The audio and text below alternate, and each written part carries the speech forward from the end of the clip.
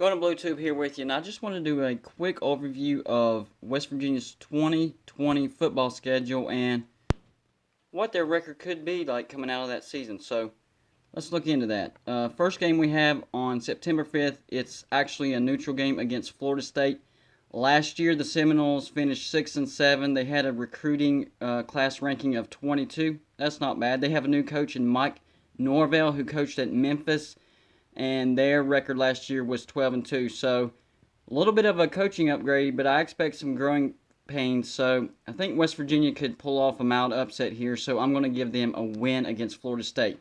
Next game is at home against Eastern Kentucky, an FCS team. So I'll give them a win there. That has West Virginia at 2 wins right now, 2-0.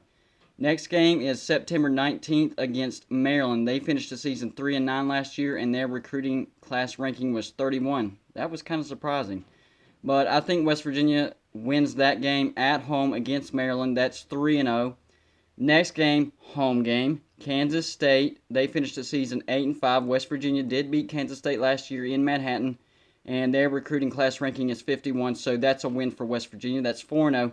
Then our first true road game at Texas Tech. They finished the season at 4-8, and their recruiting class ranking is 49. But I think West Virginia could lose at Texas Tech. It's their first true road game, and Texas Tech could be either 3-1 or 4-0, depending on how they do in Ames, Iowa against Iowa State. So it's going to be a raucous environment.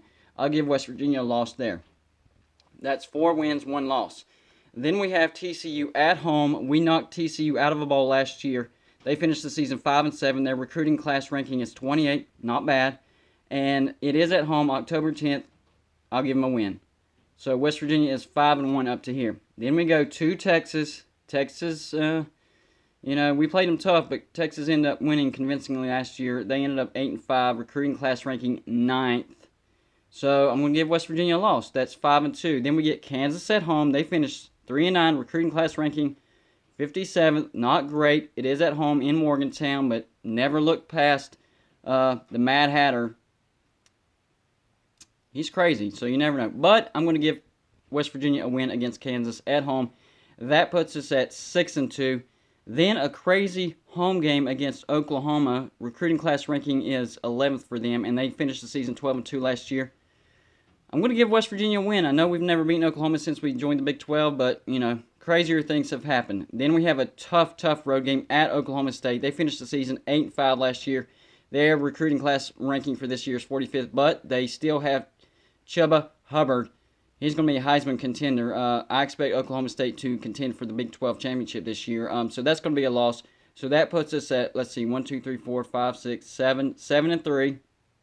And then we come home to play Baylor. They finished 11-3 last year. We played Baylor really well. Their recruiting class ranking is 54th.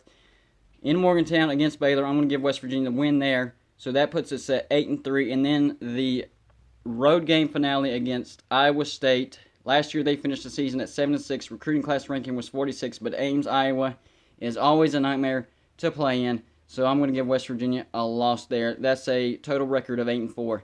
Now, maybe it doesn't pan exactly the way I'm calling it right here. Maybe we lose to Oklahoma and we pick up a win, say, at Texas Tech or something like that.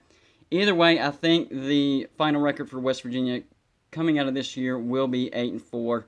For this year, our recruiting class ranking was 37th. That's not bad for Coach Neil Brown's first year at West Virginia. So things are looking up. I expect West Virginia to be in a bowl. 8-4, not bad. Like and subscribe if you haven't already, and I'll keep pumping out the videos the best I can.